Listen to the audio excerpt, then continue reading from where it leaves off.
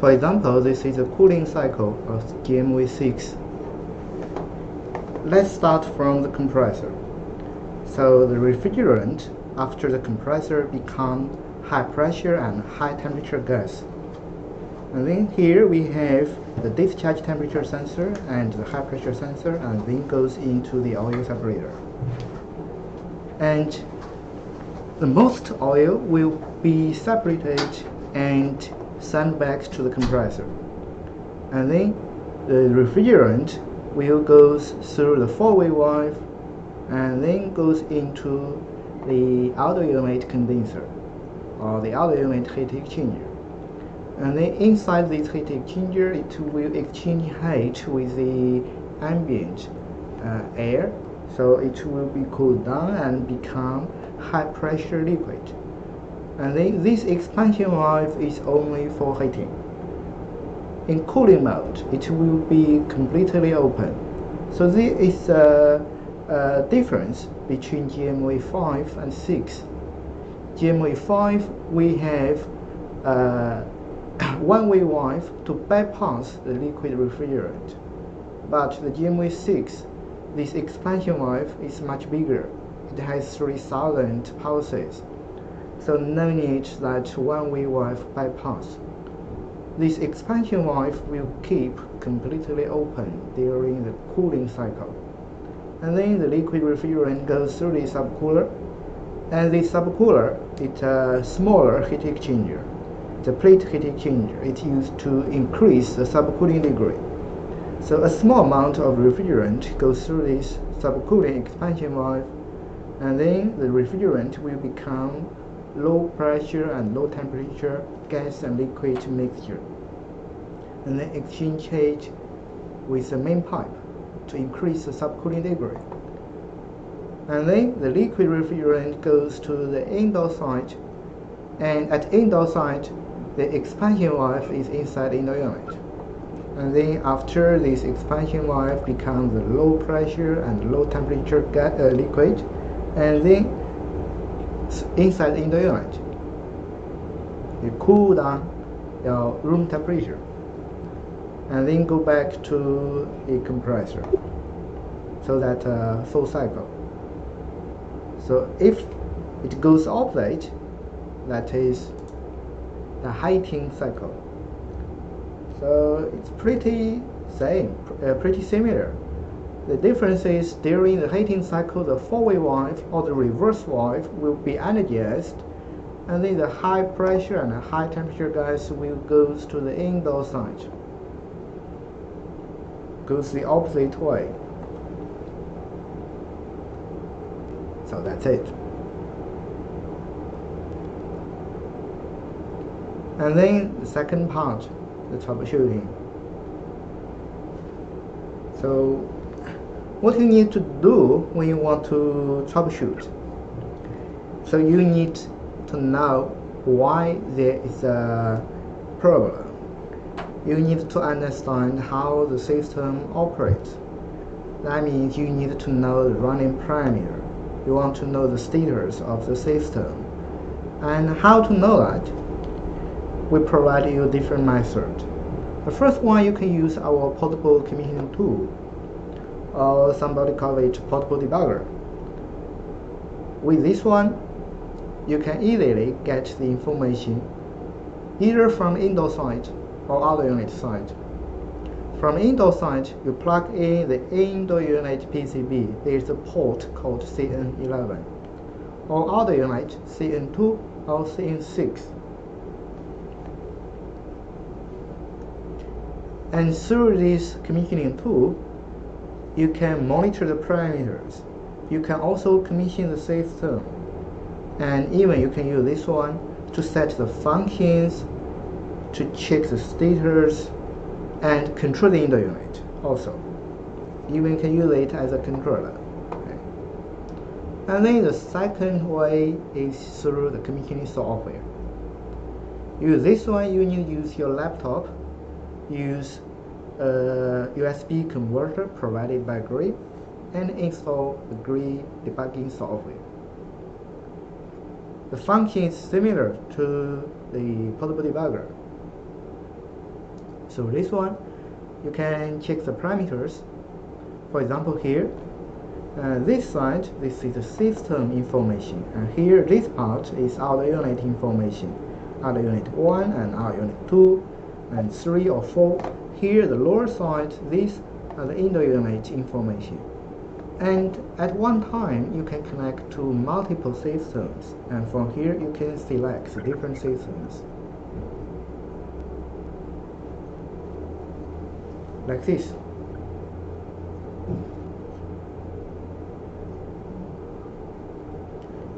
And there is also a final way. Just in case you don't have the portable debugger or the commissioning software, there is still a way to get the essential information you need. It's very simple. You go to the other unit, open the panel, only by the buttons. Slightly difference between GMV 5 and 6 because the buttons slightly different, but the way is the same. For example, here you bypass a button, you can select a different menu and then check the parameter. The only disadvantage is at one time you can only check one parameter, so it is quite time consuming. Not that convenient, but for emergency, for the people they don't have the tools, use your bare hands, you can also check the parameter. So this is also can be considered as an advantage.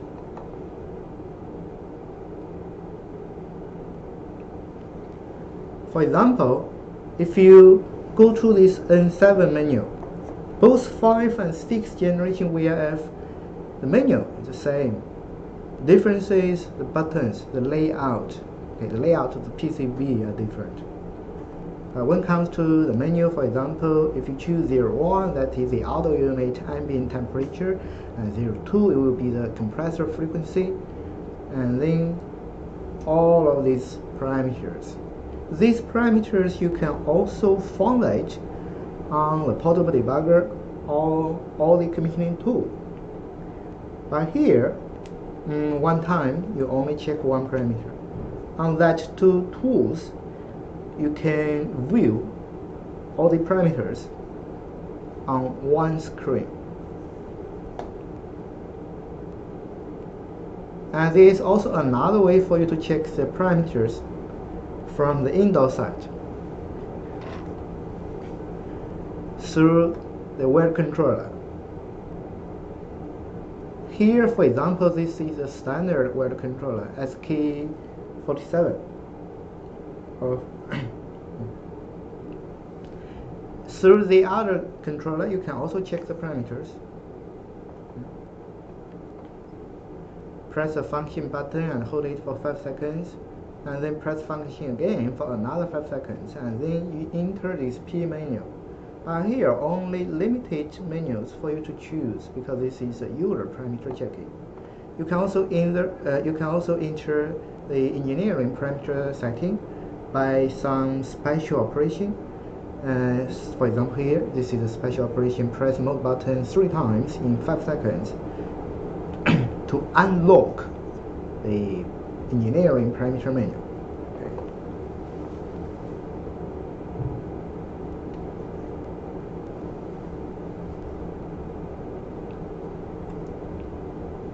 Here it's a menu list. We also have this N7. From here you can check the auto unit parameter.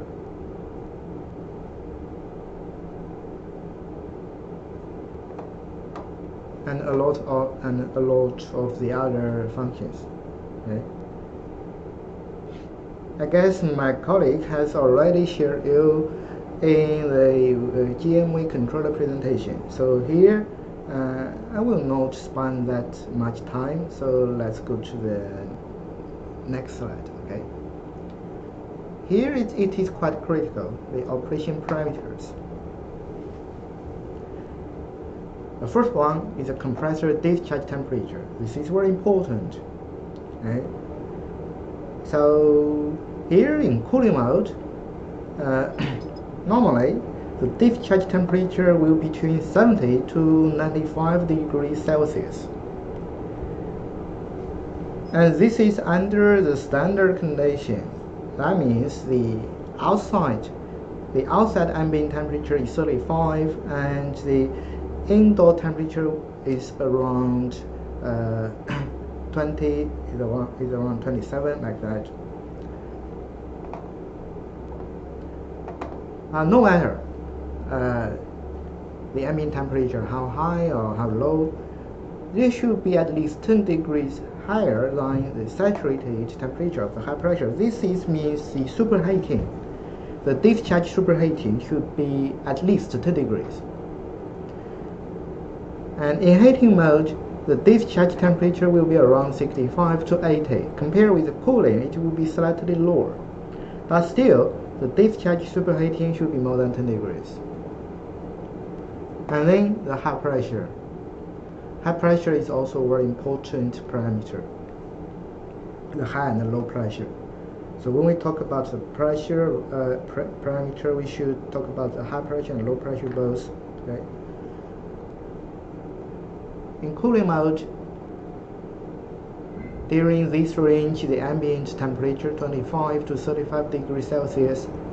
Normally, the high pressure range will be around 44 to 53 degrees Celsius. So here we use the temperature to represent the pressure value.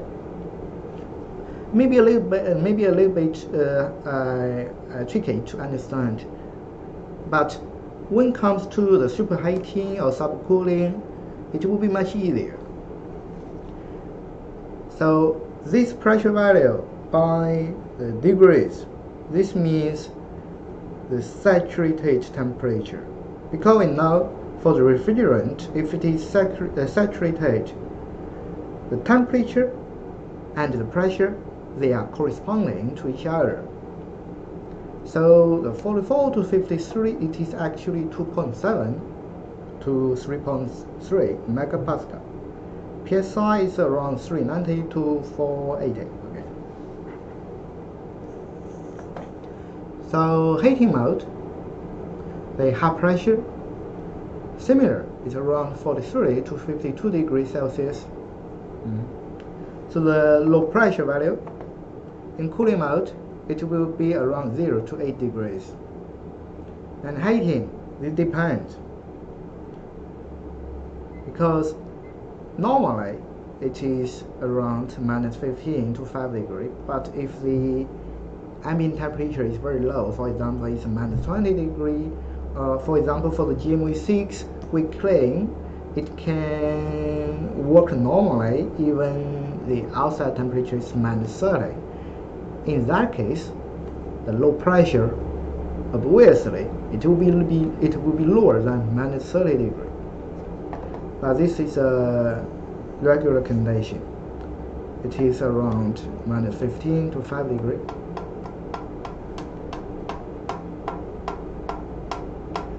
And then the heating expansion valve opening. In cooling mode, expansion valves keep fully open. For the GMV5, that will be 480 pulses. For GMV6, that is 3000 pulses. And then in heating mode, that expansion valve inside outer unit, that is expansion valve. And then the opening range for GMV5 it's between 120 to 480, and GMV6 is 720 to 3000 pulses. So these are the key parameters. These parameters are very important for you to make judgment if the system is working properly or not.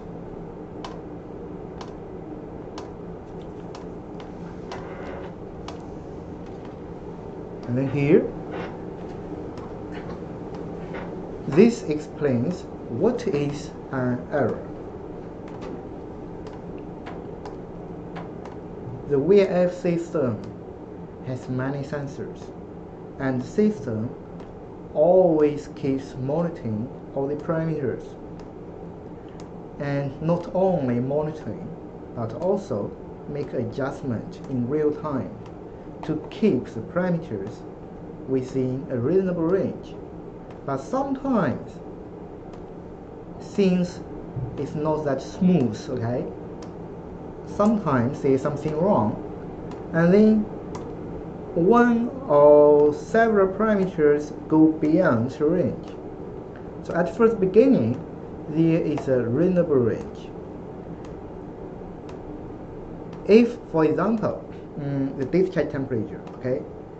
For example, we have already mentioned the discharge temperature is around 70 to 95 degrees, okay?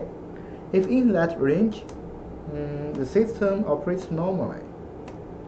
And then when the temperature exceeds that range, for example, it becomes 100 degrees, and then the system will enter adjustment mode. For example, maybe expansion valve will open bigger to allow more refrigerant to go through, or maybe the compressor frequency will be locked down, or the compressor frequency even will be decreased. And then, but the system still keeps running. And then, if the discharge temperature still fluctuates and then exceeds very high limit, for example, 120 degrees, and then that is exceeds the maximum allowed range, and then the system will shut down. Compressor shut down, fan motor shut down, everything shut down. You will have an error code, for example E4. So that is how an error happened. Okay.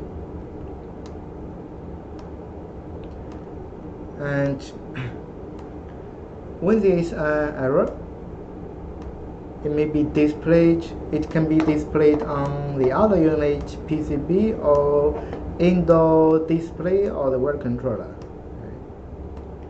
Okay. Here are the error code list.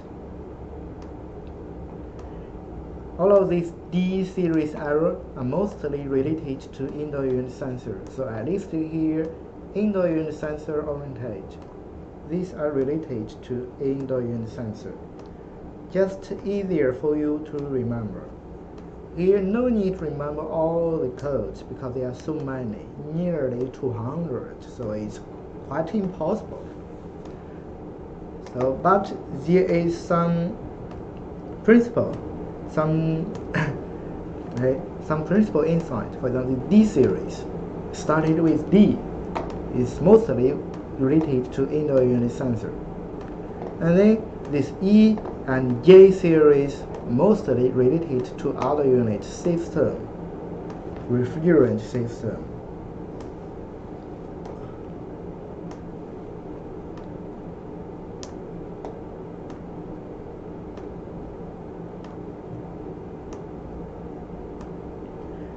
And then here this P series, these are compressor error code, compressor drive or the compressor itself. And then the C series are related to communication between outdoor to indoor, or indoor to the controller, or inside outer unit, the PCB to the compressor drive, PCB to the fan motor drive. And then this A series, these are not error code, these are status code. When you see this one, it represents what the other unit is. For example, A3 means defrosting. A4, it means the system is under oil return mode. And this N series are function code, not error code, function code. So all of them almost 200, 188 in total. And then in the following slides, I would like to knock down these errors and show you how to do the troubleshooting.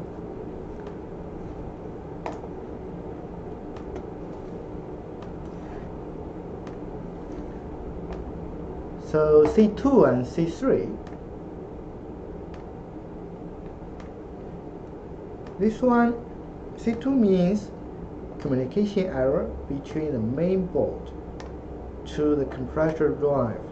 C3 means the main board to the file motor drive. So I put these two together because the principles are quite similar. The cause of these two error codes similar. So we have this one. You need to check the communication wiring between the audio unit mainboard and to the compressor drive and file motor drive, or the compressor drive board and the file motor drive board itself has something wrong, okay? Or the main board has something wrong. And even this bizarre condition I came across before. The capacity dip switch setting is not correct. For example, some units for the VIF, for the GMV5 or the GMV6, some model they have only one compressor. But some people they accidentally set the dip switch to a bigger one. For example, it is 22.4 kilowatts model, and somebody set it to 45 kilowatts model, and then the unit only has one compressor. But if you set it to 45, it means the unit has two compressors, but the unit cannot find the second compressor, so it will give you the C2 and C3 error code. So it's quite rare, but it happened before. And then the C4 is indoor unit lost error. It means the indoor unit offline quantity is more than 3. This happened quite often for some people, some customer. The user, they don't know, they cannot shut down the power. It is okay to turn off, but you cannot power off. If the power off one indoor unit, that's okay, and 2 okay, but if the power off 4 indoor units, and then you will have the C4 error code, because too many indoor units are offline, are lost.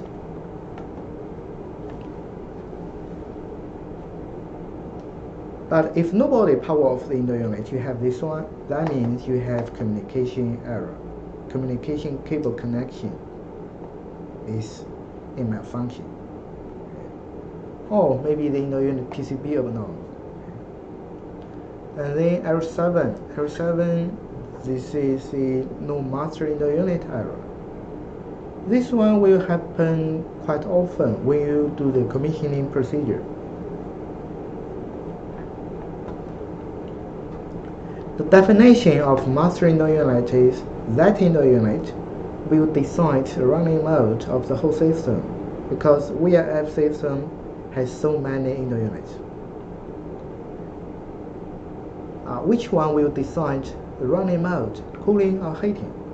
So there will be one master indoor unit. It's quite like the leader. This one will decide the running mode. If the master indoor unit is in cooling, so the system is in cooling mode, the other units cannot turn on for heating, only in cooling mode or the dry mode, to avoid the mode conflict. But somehow, if that master indoor unit is offline, and then you will have this error code. So simple to solve this one. You can choose to select a new master indoor unit, and it's quite simple to set this. And for heat recovery unit, because that system can provide cooling and heating at the same time, so that one has no master indoor unit setting. And then this is C5 indoor unit project code, or the address conflict. Mostly it happened because some people change or replace indoor unit PCB, and then you need to manually reset the address.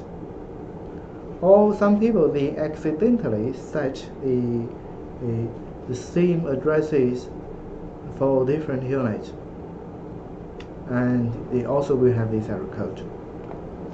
So for this one, it's quite simple to troubleshoot. Okay. And then C6, auto unit quantity inconsistency warning.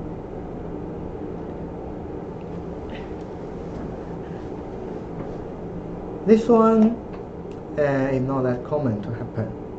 This one, sometimes when you have one auto unit when you have a combination system, a modularized system, one auto unit is offline, for example, you will have this error code. Maybe that one of the auto unit is not powered on, or the main board is in malfunction, or the communication. Okay. So here, this diagram gives you the basic idea how the C series error happen.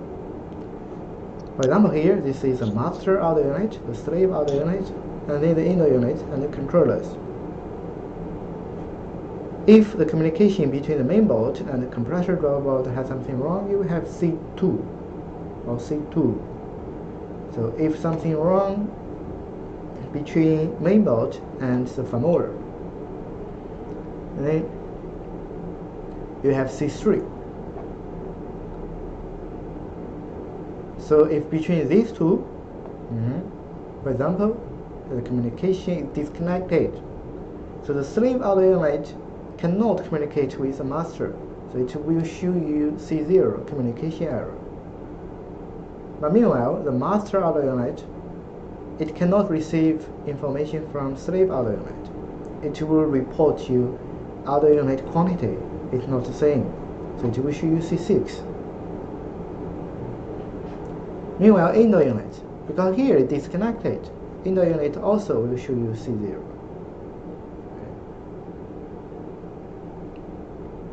And then here, the CP error. CP couple. Okay, simple understand, couple. This means there are two or more world controller and master controller in one system. We can have two controllers connect multiple inner units or one inner unit. But these two controllers, you need such them. One is master, another one is slave. But when you have two masters, so couple masters, you will have this error.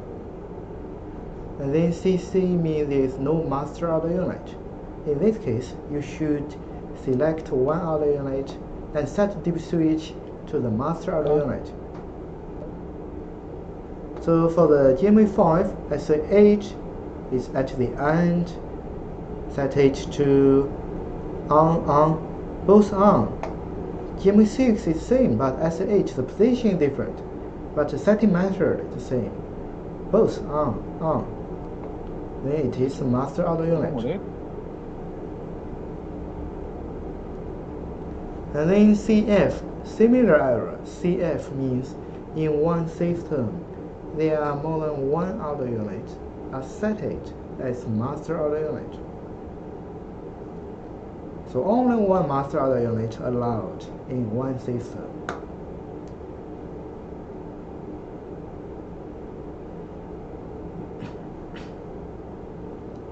And G0, actually this is not an error code. This means I am okay, but something wrong with the others. G0 will be displayed on auto unit, on the combination system.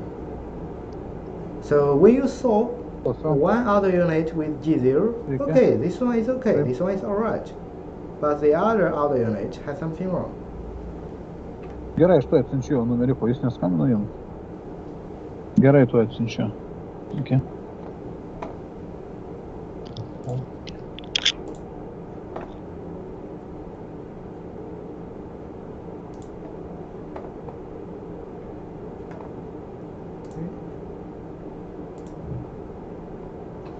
And then this C0, this error code, I can say this one happens the most.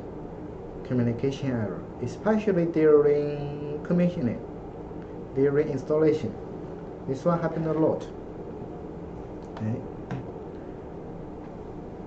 Mostly it is because communication wire is not connected properly, or the power supply. So when you have this error, you need to check the power supply and the communication wiring for a newly installed system. But for existing system, what you need to check mostly it is the PCB, okay? And make sure your setting is all correct, it's all okay. Audio unit, first one on the line is a master audio unit, and then the DC chain connection, okay, the second audio unit, the third audio unit, or even the fourth audio unit, and then goes to the inner unit.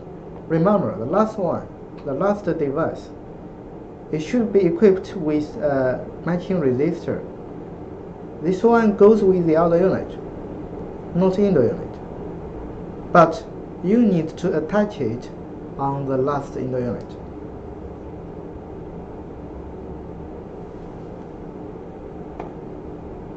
So when you open the package of the other unit, when you found the matching resistor, do not throw it away. Remember, this is very important. You need to attach it on the last inner unit. Well, this resistor, you cannot find it in the inner unit package.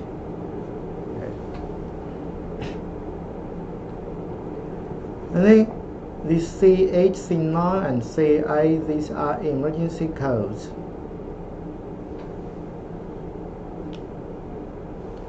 When the compressor is in emergency, it will display C8, and motor emergency is C9, and module emergency is CA.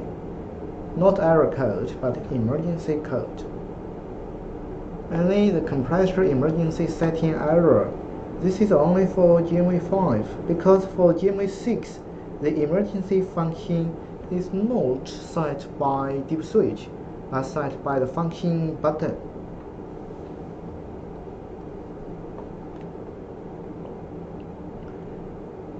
Because for the GMV 5, the maximum, there are 2 compressors, but if you set to shut down the 3rd, the 4th, or even the 6th compressor, apparently there is no that compressor, so you will have this compressor emergency setting error. But for GMV 6, you won't have this one. And then AD, this is limited operation status. When AD displays, the whole system will be shut down and you cannot restart it, because the emergency function has a time limitation. For the compressor emergency mode, it is 24 hours. For the module emergency, 48 hours. And for motor emergency, it's 120 hours. And here, CH and CL, these 2 error codes is the capacity ratio. CH means you have too many indoor units. The indoor to outdoor is over 135%. For example, the outer unit is 10 ton, but indoor unit is more than 13.5 ton. And then you will have the CH error code. And the system cannot be turned on. You have this error. You have to solve this one. Either you remove some indoor units, or you increase one outer unit. Or the CL, similar, but the opposite. For example, you have outer unit 10 ton, but indoor unit is less than 5 ton, for example 4 ton. You will have this one. So here means the unit you installed, but not the units you turn on. Even, for example, if a 10 ton outer unit there, and indoor unit you only turn on 1 ton, that's okay, no problem. Here it means indoor unit and outer unit connected, attached. So when you install the system, when you do the design and selection, you should make this one in the requirement. You cannot exceed this one, otherwise the system cannot operate.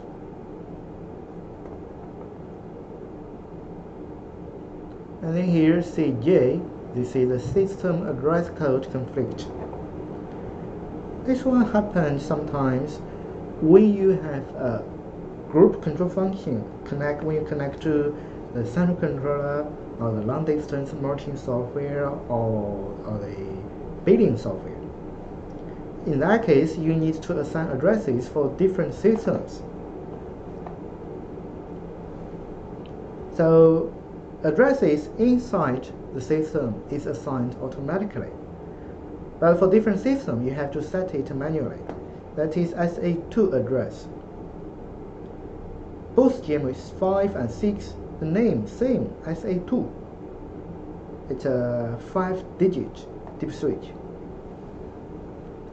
If you set two address the same code, you will have this CJ error.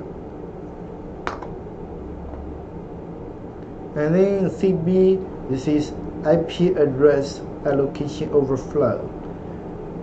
This error will happen when you have more than 80 indoor units or more than 4 outdoor units. So mostly it is not that likely to happen. Because in most cases it's quite impossible to have more than 80 indoor units. But for the GMV 6, it is possible to have indoor units more than 80, up to 100. But it requires customize. You need to inform GRI in previous. And then these two error codes, F1 and F3, these are sensor error. F1 is a sensor error of the high pressure. F3 is a error of the low pressure sensor. And then the cause of these two errors, which is the AD value, it's analog data. Okay, the AD value from the pressure sensor exceeds the upper or lower limit for 30 seconds continuously. So mostly it is because a poor contact between the pressure sensor and terminal, or maybe the inside of the sensor is broken, or the PCB failure. Okay. In that case, either you replace the sensor or you replace the PCB. So here, it's the blue color here, it's a low pressure sensor. The red color here is a high pressure sensor. Here also, red color and blue color, the socket and connector, high pressure and low pressure sensor. These sensors are not simply a resistor. Actually, this is not a resistor. There is a lot of complicated components inside. The detecting circuit detects the sensor output to calculate the pressure inside. So if the pressure detected exceeds the upper or lower limit, for example, the lower limit for the high pressure is minus 40 degrees, for the low pressure is minus 69 degrees Celsius. If it exceeds this limit, and then it will report you that error. And here, these errors, B series and FA, FB, the D series, all of these are the sensor error code, because there are so many sensors. Temperature sensor, pressure sensor, and even the other kind of sensor. And these sensor errors, the troubleshooting method are pretty the same. Either the sensor has something wrong, or the detecting circuit has something wrong. Detecting circuit, that means the PCB. The PCB has something wrong. So either you replace the sensor or you replace the PCB. And some sensor, they are built-in sensor inside the PCB. In that case, you have to replace the whole PCB. Okay.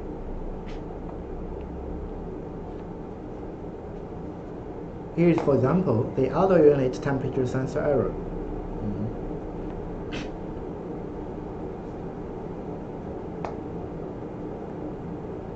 At first beginning, you can pull out the sensor and then reinsert it, reconnect it.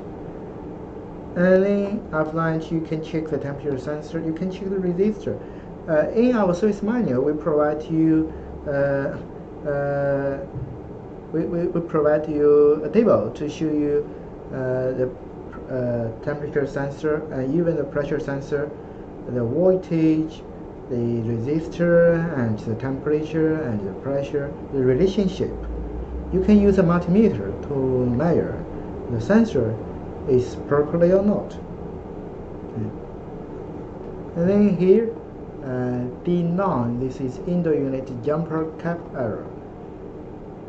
Not all indoor units has a jumper cap, but some indoor units, they are equipped with this jumper cap.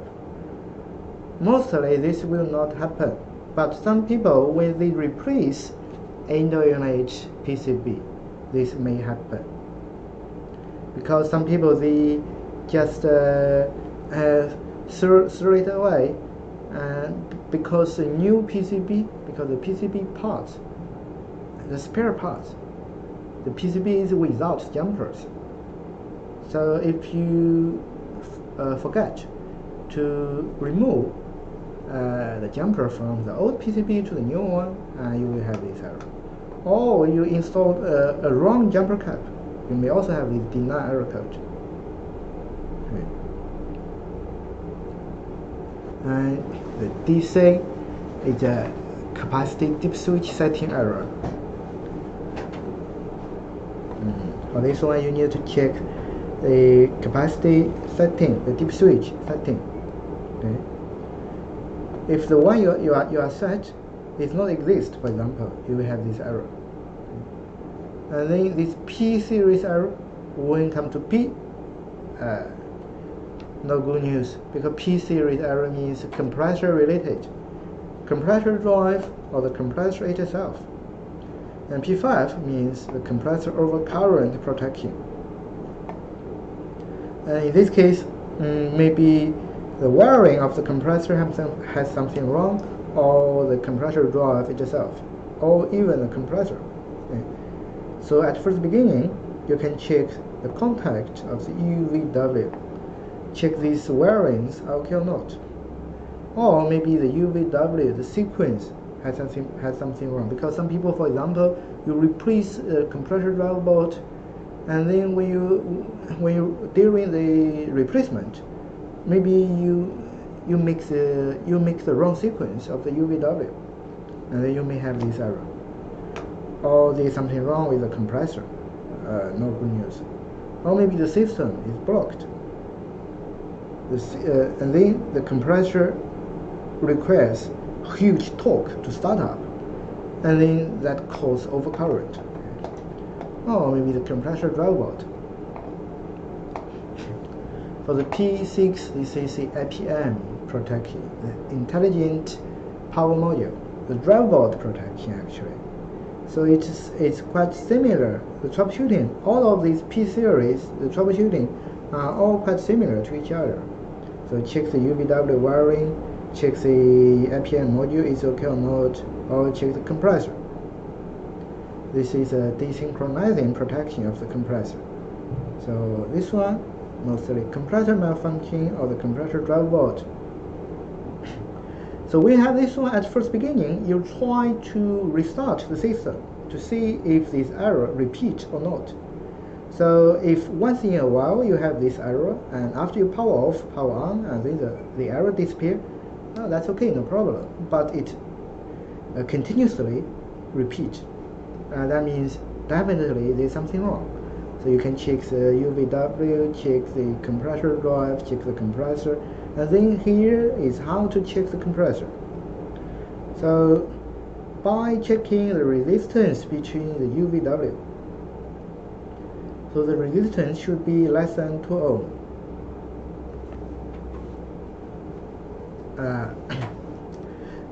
Remember, when you check this one, you have to disconnect the UVW wiring. Only check the compressor itself without the compressor drive board. Okay. And then the resistance should be less than 2 ohm. And then after that, check the insulation. Measure the earth resistance. This is actually the insulation. UVW respectively to the earth. it should be 10 mega ohm or more. Okay. And then here, this is how to inspect the compressor driver board. Check the UVW and PN between them. Switch your multimeter to diode mode, and then check the UVW to N and P to UVW, the voltage drop. Okay, check that one. Here, all of the values should be between 0.3 to 0.7 volts. And all of the values should be exactly the same. Also, when you do this checking, when you do the inspection, here UVW, the compressor wiring should be disconnected. I mean, compressor should be disconnected. And then after check if everything is okay, when you do the wiring, make sure the compressor UVW sequence is exactly the same. So here it's a troubleshooting for this error. Check the UVW sequence, okay, and also the connection. Check the system if it is blocked, all the valves, the gas valve, liquid valve are fully open or not. If this, remove the following objects and open the valves completely. And then if now you check the resistance, if this is not normal, that means compressor has something wrong. You should replace the compressor. Or if the oil balance valve works normally and oil return pipe is warm, that means it's working properly, and and the control terminal is connected properly, and then and also you need to check if there's some other error code at the same time is displayed or not. So at one time, a lot of error codes displayed simultaneously, and then mostly it is because the compressor is broken. And if only one, mostly maybe the compressor driver board. So you can try to replace the compressor driver board. And then here is the compressor IPM, high temperature protection.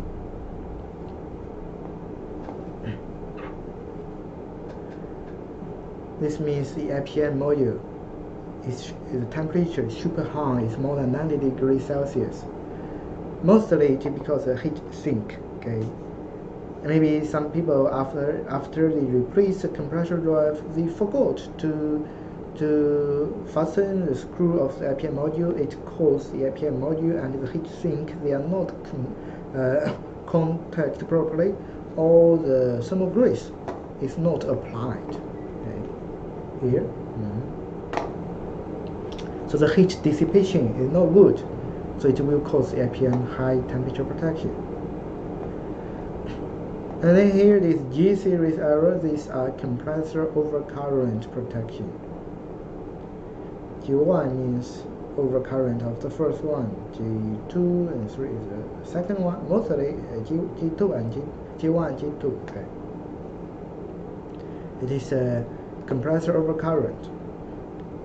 Maybe the system parameter is not normal, or the compressor drive board, or even the compressor itself. It's a little bit similar with troubleshooting of the IPM module overcurrent.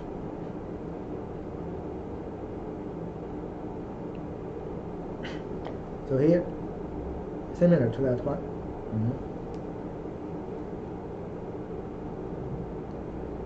And then here, these are H series error. P series is compressor drive and compressor error. H series are the fan motor drive and fan motor error.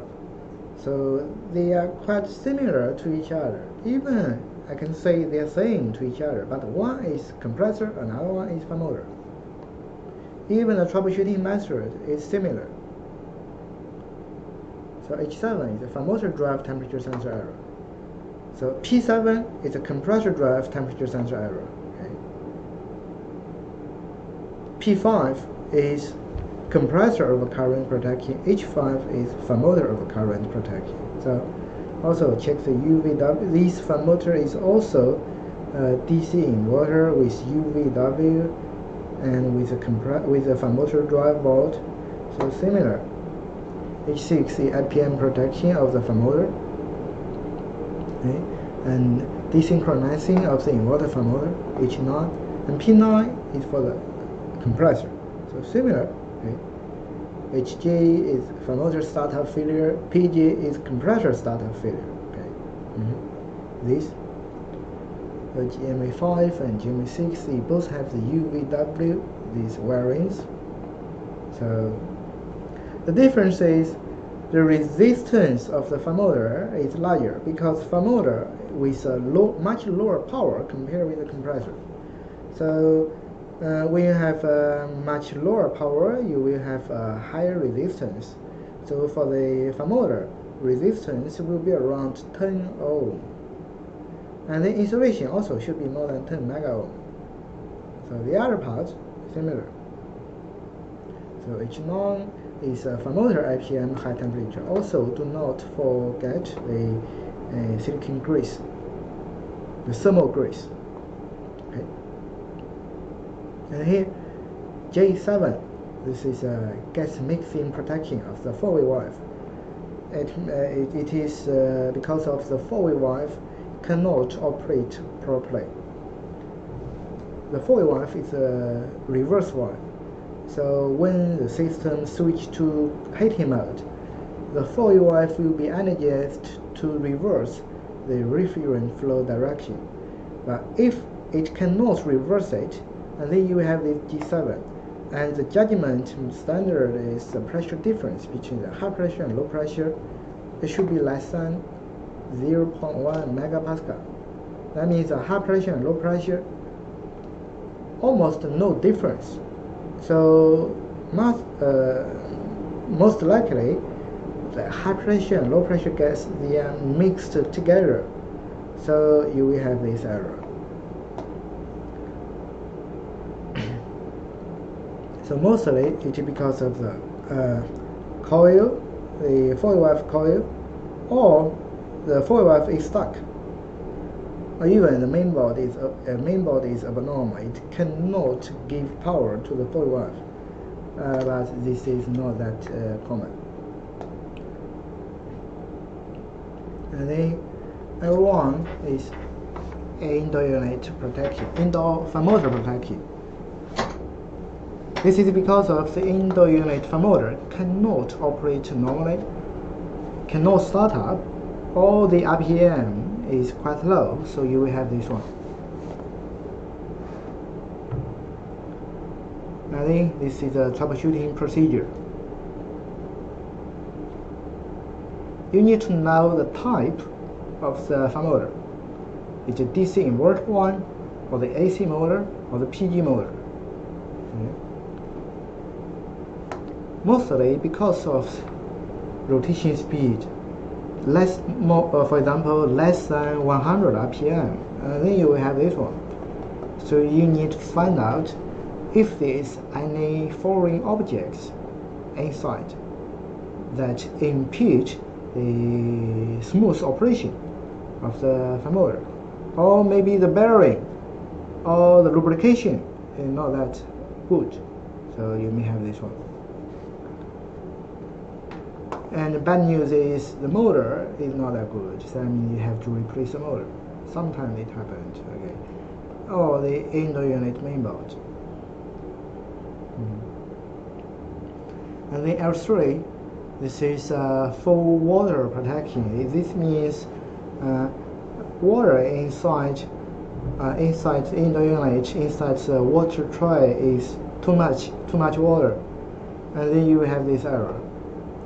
It may be because indoor unit is installed improperly. For example, we request indoor unit should be extremely strictly level, but if indoor unit is installed tilted, and then you may have this one. Or the drainage pump, the water pump, is broken. It cannot pump out water. Or the flow switch is stuck. Or even the indoor unit mainboard is abnormal. But at first beginning, you need to identify if that indoor unit is with water pump or not. If some indoor unit there is no water pump, but still gives you this error, how can it be? Because these indoor units, they share the same PCB. Even the indoor unit with water pump and without water pump. Okay? If the unit is without water pump, so here, this terminal, the water pump terminal, here there will be a jumper to short circuit the water pump terminal. Okay? The water level, not water pump, sorry, water level switch terminal. It will be short circuited. If this one is loose or is missing, and then you will have this water level protection, although there is no water pump.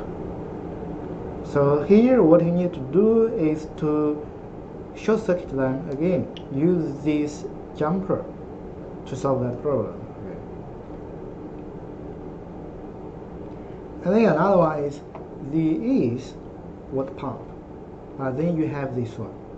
In that case, you need to check what the water float, if the float is stuck or not, because sometimes maybe the air quality is not that good. There's some dust, too much dust inside the indoor unit. The water maybe become muddy water. Okay. So it can stuck. It can make the float switch malfunction. So you need to check that one. And then L5, it is freeze protection. This means the indoor unit, the evaporator temperature is too low. It's lower than freezing point, lower than 0 degrees. And mostly it is because, for example, indoor unit filter is not that it is too dirty. So the air ventilation not enough, the airflow not enough. So indoor unit becomes too low temperature. Or indoor unit motor is not operating properly, is operating quite slow, or maybe refrigerant is not enough, is insufficient. So that causes a very low pressure.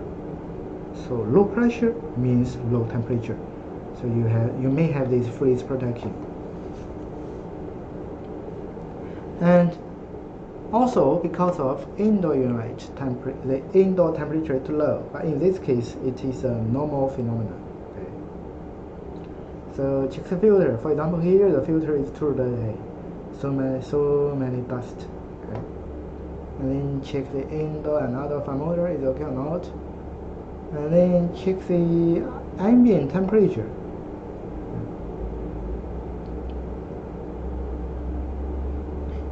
For example, here the outdoor ambient temperature is 16 degrees, and then here the fan motor is low speed, and it may cause your evaporator temperature is extremely low, and then you will have this error code.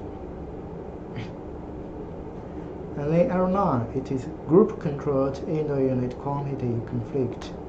So when you have this group function, use 1 or 2 controllers to control multiple indoor units. You need to preset it.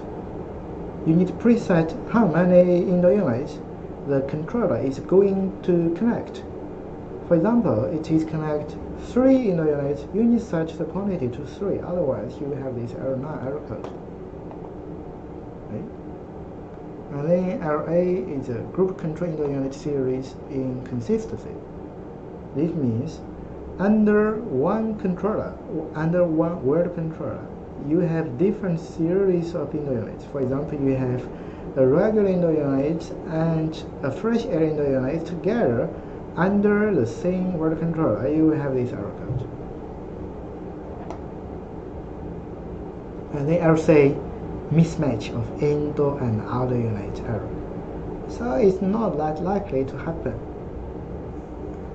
It means indoor and outdoor, they are not the same. they are not both VRF.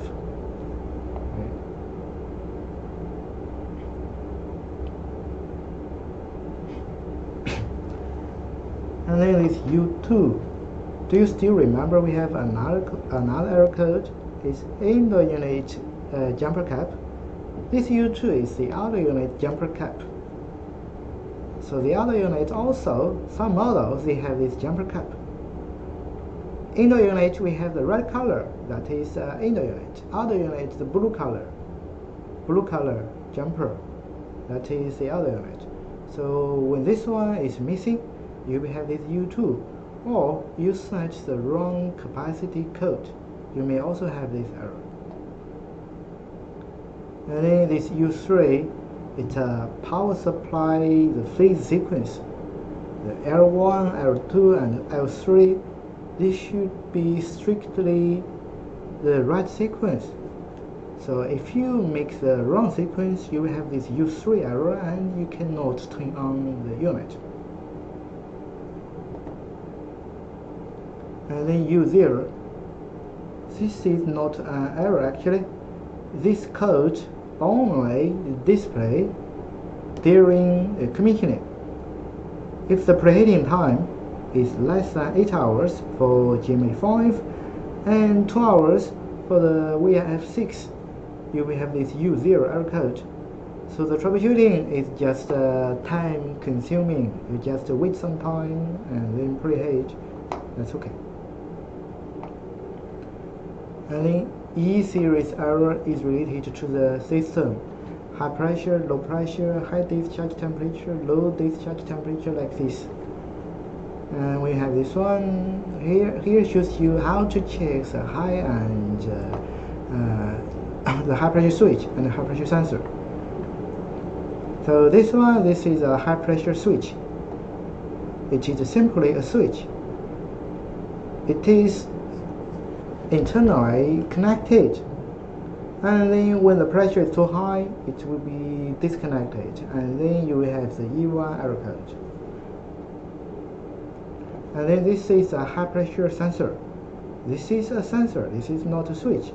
It is with 3 wire, and then one wire is power supply, one is grounding, another one is feedback. So the feedback voltage here, you measure voltage, it means a different pressure. And then check the air ventilation, the air flow. There should be no obstacle to affect the airflow. And then the fan motor should be smoothly operated. Okay? And then the heat exchangers should be clean. No dust, and clearance should be enough. And then the pipeline should be no block, no stuck. Okay? And then expansion valve should operate properly. The coil here should be assembled properly. So to judge the expansion valve is okay or not, you can just by listen to it. Use your hearing. Okay. Power off that indoor unit and then power on again. At the first beginning, this expansion valve will perform the initiation procedure. Then expansion valve will make some ticking noise. If it is not ticking, then definitely something wrong with the expansion valve. If there is, so mostly the expansion valve is okay. And here expansion valves, GMV5 has 2 expansion valves. One is a heating expansion valve, that is ESV-A, and ESV-B is a subcooling expansion valve. This one is for the subcooler. And for the GMV6, much complicated, there will be 4 expansion valves because we have 2 other expansion valves for the liquid injection for the compressor. And then here is how to make judgment if expansion valve okay or not. So maybe it is stuck at the low pulses. That means opening is very low, so almost no flow. So in this case, it may cause the compressor to overheat, and the pressure will be too low because not enough refrigerant goes through the compressor. So it will cause a low pressure.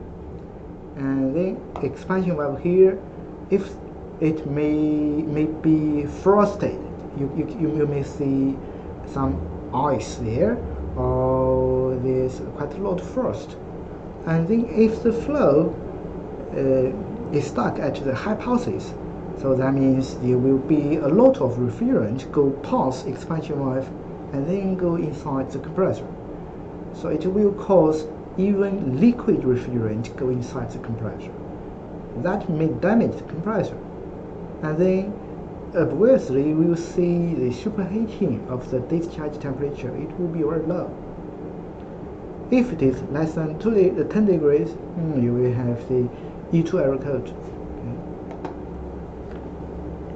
Another one is even the unit is standby, refrigerant still go past expansion valve. This is because expansion valve cannot stop the refrigerant completely.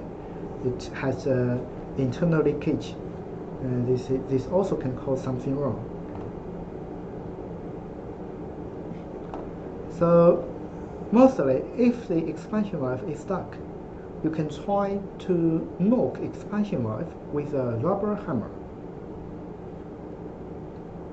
and then hopefully it will back to normal. If no, you may have to replace the expansion valve body.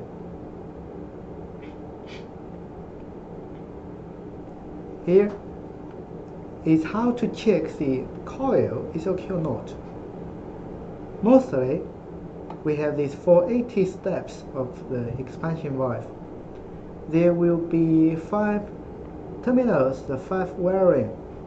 So check the resistance of every 2 of them.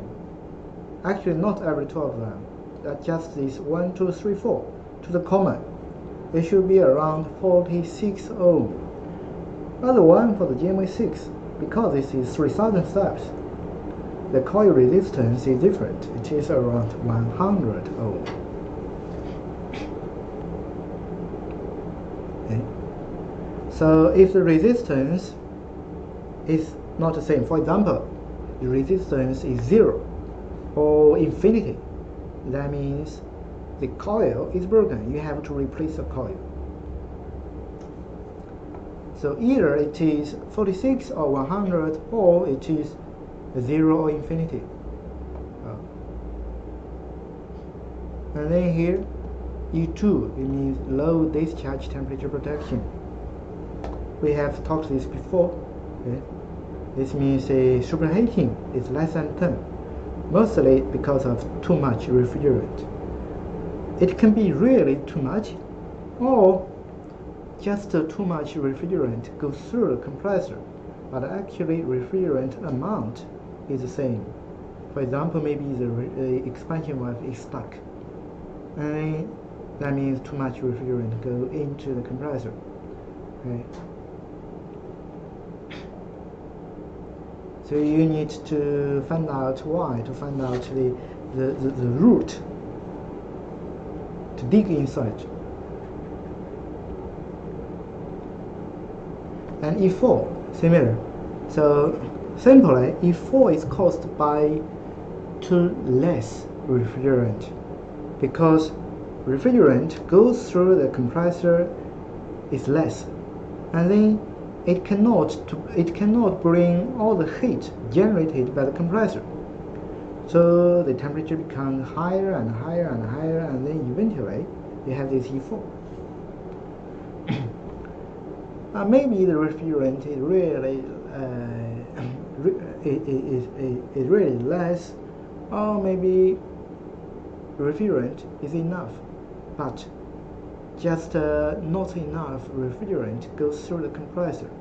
So we need to find out why, to find out the most fundamental problem. these are the listed reasons. Maybe the valves are not fully open, or the expansion valve is stuck at a very low opening, or the firmware, maybe the firmware is not operating properly. It cannot dissipate the heat, okay? Or maybe even only because of the ambient temperature is too high. For example, if the ambient temperature is 50, 60 degrees, you may also have this one, and that is quite normal. And then E3 is low pressure protection. Low pressure protection is triggered by the low pressure sensor. So note, there is no low pressure switch, only one low pressure sensor. So when you have this E3, definitely something wrong with the low pressure sensor. Maybe low pressure sensor itself has something wrong, or really the pressure is too low.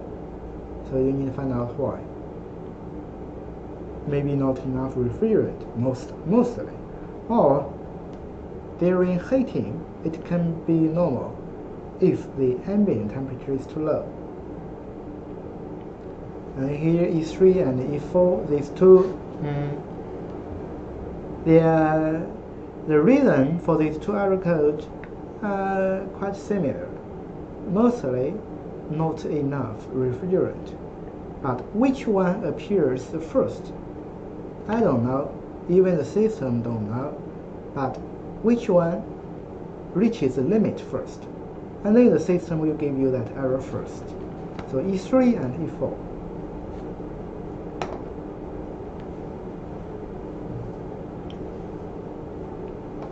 And then it's E1. E1 is high pressure protection. So for the low pressure protection, only one signal source. That is a low pressure sensor. But for the high pressure protection, we have both high pressure sensor and high pressure switch. So you need to find out which one causes the high pressure protection. If it is a high pressure sensor or by the high pressure switch, you need to find out which one causes this high pressure protection. And then there can be many reasons.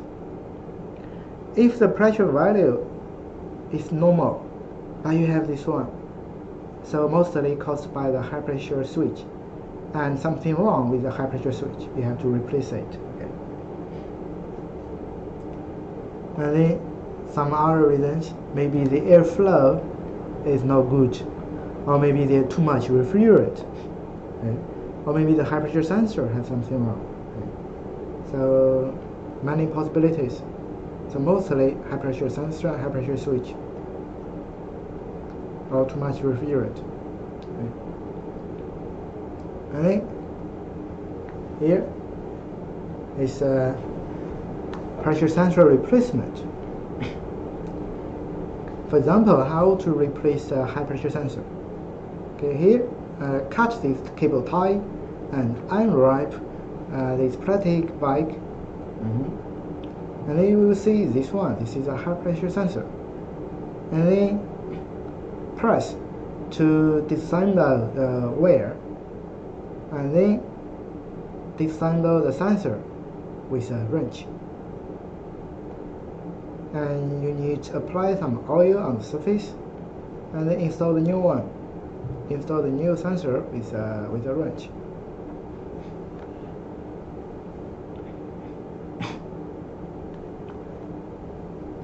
So good news, no need to evacuate the refrigerant.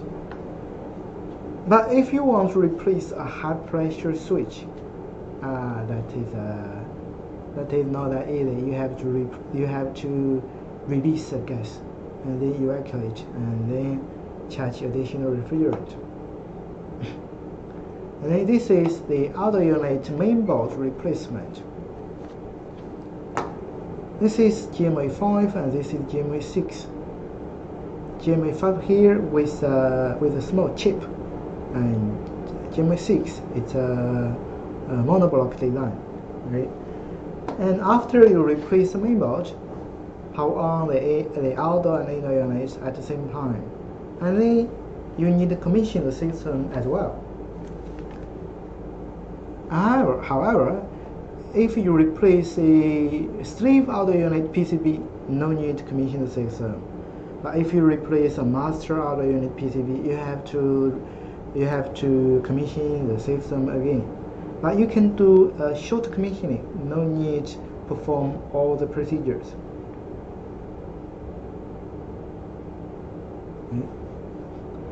And also make sure all the setting exactly the same with the previous one. The master slave auto unit setting, and then the capacity setting and ESP setting. And then here another one, Endo unit PCB replacement.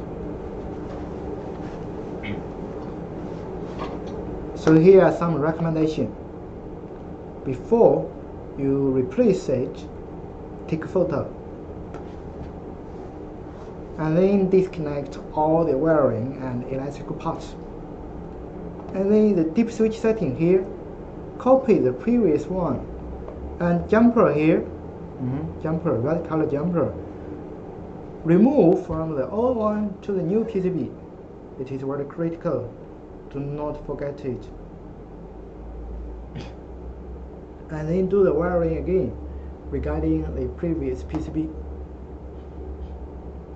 Here are the key points you should pay attention to. Expansion valve. Some model there will be 2 expansion valves for the big unit. For the normally there is 1 expansion valve per each inner unit. Someone may have 2 expansion valves. Okay. And then the jumper, capacity dip switch, water level detector, even the one without the water pump. Remember, this jumper from the old one to the new one. And then here are the temperature sensors, semester temperature sensor. And then here, fan motor and power supply, and then reactor and water pump. Okay, these are the critical components. And then the next one, replace compressor drive board. Disconnect power supply, and then use your multimeter to check the voltage. This is for safety. The voltage should be lower than 36, because lower than 36 it is harmless. Otherwise it may hurt people. If you don't have the multimeter, wait for 20 minutes after you power off the unit. Also take a photo to help you to remember the wirings. Or you can check the wiring regarding the wiring diagram. And then disconnect all the wirings and unfasten the screws. And then before your replacement, apply some thermal grease here.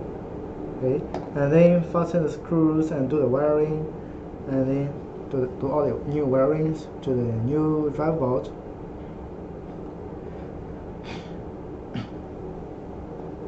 Next one, this is a compressor replacement.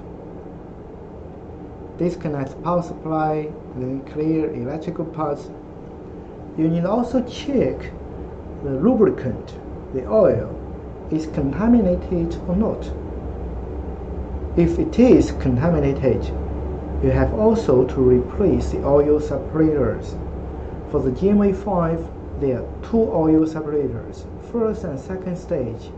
For GMV6, there is only 1 oil separator.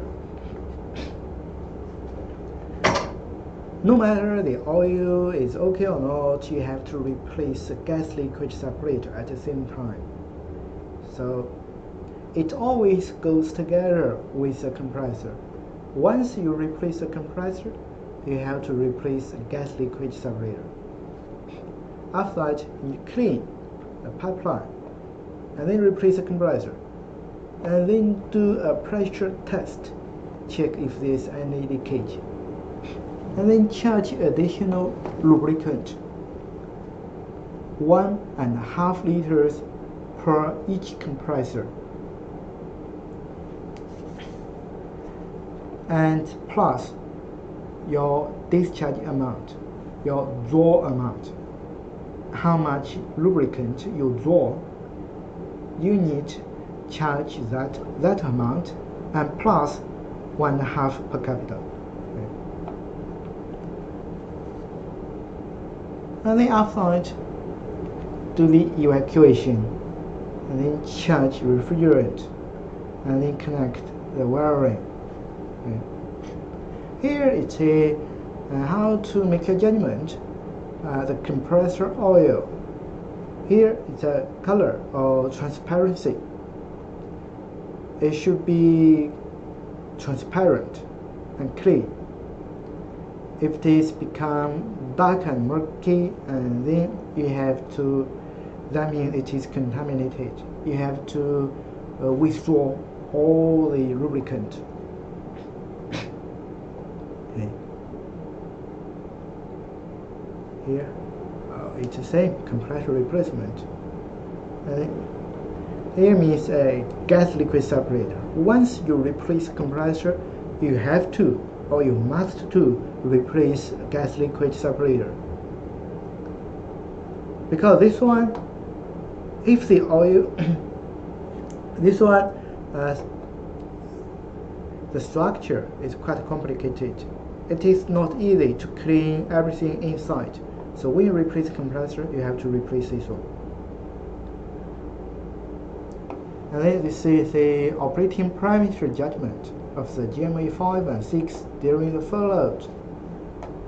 So for example, during cooling load, if the superheating degree is less than 10, that means there too much refrigerant.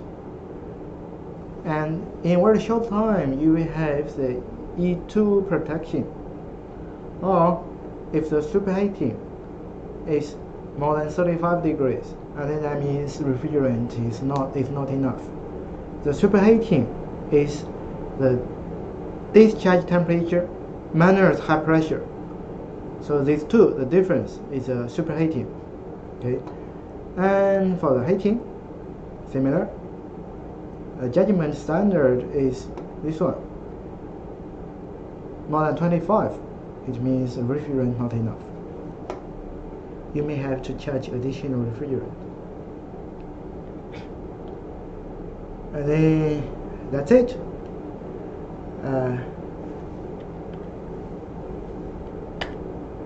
Hi guys, any question about this part?